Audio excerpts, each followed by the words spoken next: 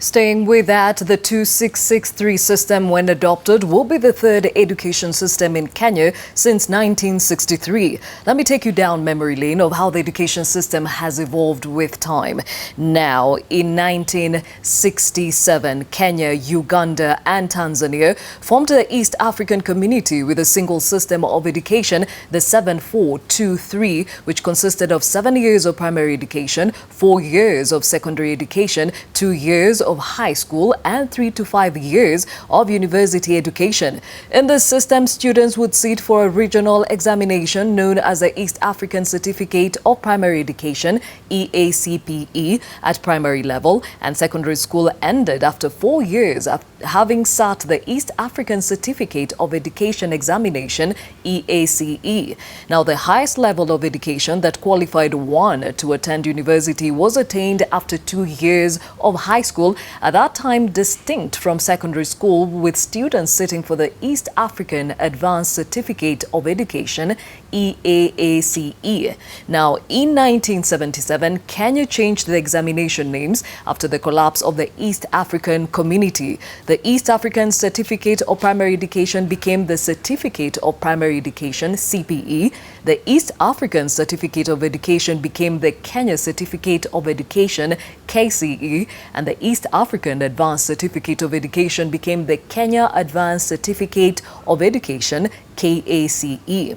8 years later, in 1985 to be precise, the 844 system of education was adopted, which 8 years of primary education, that's when CPE became KCPE, that is the Kenya Certificate of Primary Education, while KCE became the Kenya Certificate of Secondary Education, KCSE. And it has remained like that since then. However, some private schools offer a different curriculum based on the British system of taking O-levels examinations. Now, the 2663 system is expected to be adopted in May of this year. So what does that mean for the education system as a whole? Well, Trevor Ombija is joined by a panel to discuss the same. Trevor? Absolutely. Thanks, Gladys. And we'll delve into what that means in just a bit. My panelists are here with me. It's Dr. Julius Juan, the Director of Kenya Institute of Curriculum Development, KICD, and David Aduda, our own in-house education expert and also a member of the Education Task Force. Let me show you how that system looks like in a bit, just coming up on your screen right now. First, there'll be 2 years pre-primary school, and then there's the lower primary school, which will take 3 years. The system is coming up in your screen in just a few minutes to see. And then there's upper primary, which will take another 3 years. And junior school takes a further 3 years, and then there's senior school, tertiary and higher education, which also takes another 3 years, and then from there there will be specialization in the higher education system as well. Let's delve deeper into that, gentlemen, and I'll start with you, Dr. Julius. Why do we need this review? Well, thank you very much for having me. I think that is a very loaded question. We need the review for several reasons. Normally, UNESCO standards require that a country reviews its curriculum after every 5 years. We last reformed our curriculum in 1985, and we did a review in 2003. So it's like we are 14 years since we ever touched our curriculum. Yet, we know the society is changing. We know that there are many things that have changed all over the world that we need to respond to. Secondly, you know, we came up with a new constitution in 2010. Within that constitution are embedded several issues that affect the governance of this country. We introduced values and principles of governance in Article 10, human rights, children's rights, etc., etc. All these need to be embedded within an education system so that people acquire these skills and knowledge from the word go. We then have the world that is changing. The world is becoming very technological. I think that is already, you know, everybody knows that. We talk of 21st century soft skills. So there are several other factors that make us need to change our curriculum. Yeah. I would mention, for example, the harmonization of the East African curriculum, where we agreed as East African community countries that we need to harmonize our curriculum to improve the movement of students from one country to another and labor. Okay. So there are several other factors really that require that we change or rather make our curriculum respond to the needs. Aduda, how will the tests be administered? Because from what I gather from that analysis is each and every student may want to do something different. So there's no level playing ground of having testing people like we used to have in KCSE and KCPE. Yeah, thank you, Trevor. We start from the premise that this curriculum is competence-based, and it is a departure from the previous examination-oriented system. And that has implications. One, the core would be what we call formative assessment. People are assessed at different stages in their school life for various reasons. Among them is that it is an anomaly to have a situation in which somebody is examined for what you've done within 8 years, within 3 days, and then you are declared you've passed or failed. Yet, within these 8 years, there are things that you had done which you accomplished. So this system is bringing in that process of testing you at various stages so that you can exhibit, demonstrate the knowledge that you've learned. Then, at the second level, we are looking at examination, not as a basis for declaring you fit or not, but as a means of determining whether you've learned what you're supposed to learn. In other words, it is learner-centered. Did you learn something? How do you show that you've learned it? So that is the orientation. A challenge that I know is coming, which people have been asking, how do you have a standardized test based at the school level? Now, the task force where we sit, and director here is our leader in the process.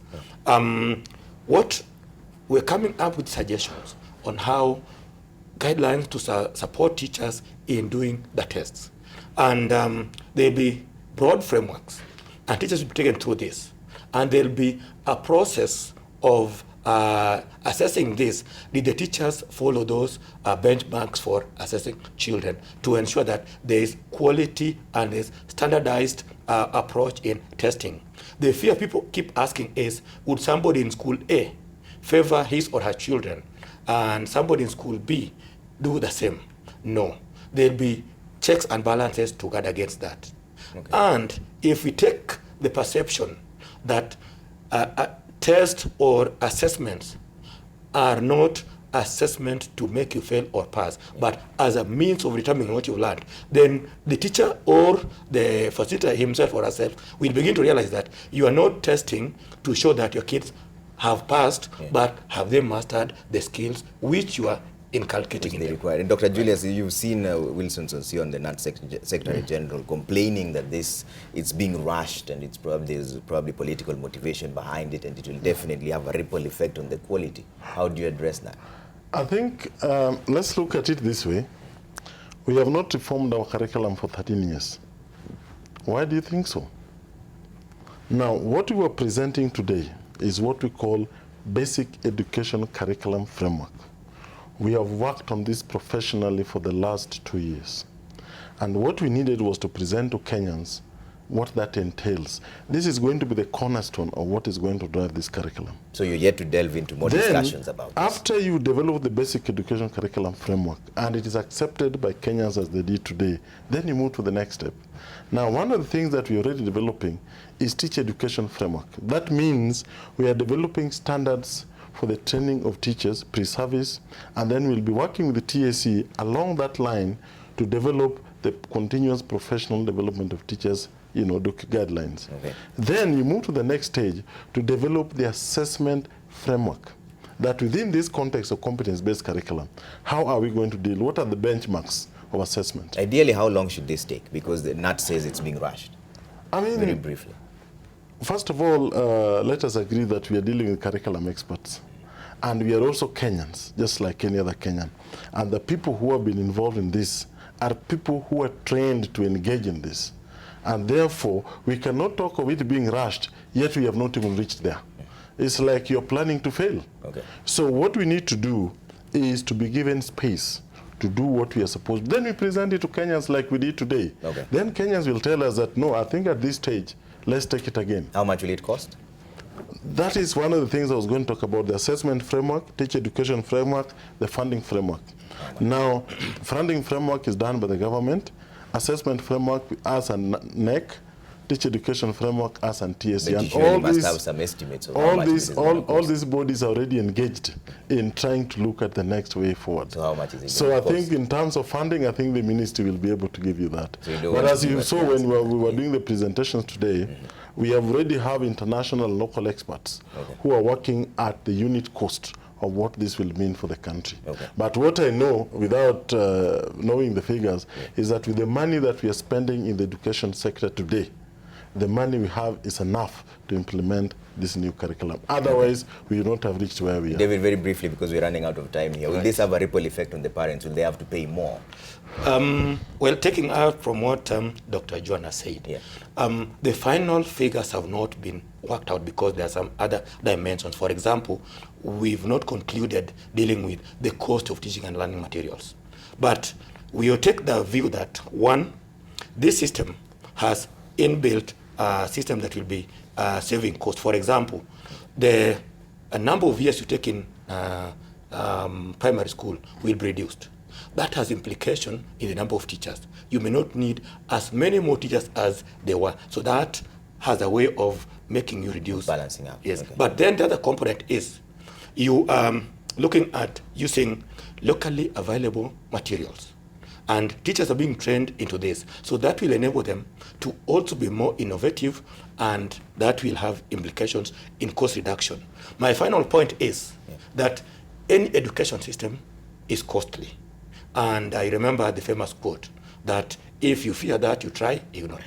Right. That's a good place to live in. Just a little reaction to that. Yeah. For me, the way we are looked at this, it will only be cheaper, because we are proposing to the government that the junior secondary should not be boarding schools, because I think what is costing parents a lot of money today is boarding fees. All right. And therefore, if we reduce the number of boarding to maybe just senior school alone and have junior school placed within the primary schools, then the parents will be relieved of that fees. I'm sure they'll be glad to hear that. Thank you, Thanks for thank making you. time, gentlemen. Thank you. David Aduda, our in-house education expert and also a member of the Education Task Force, and Dr. Julius Juan, the Director, Kenya Institute of Curriculum Development. We'll keep an eye on the developments on that story for you as time goes by.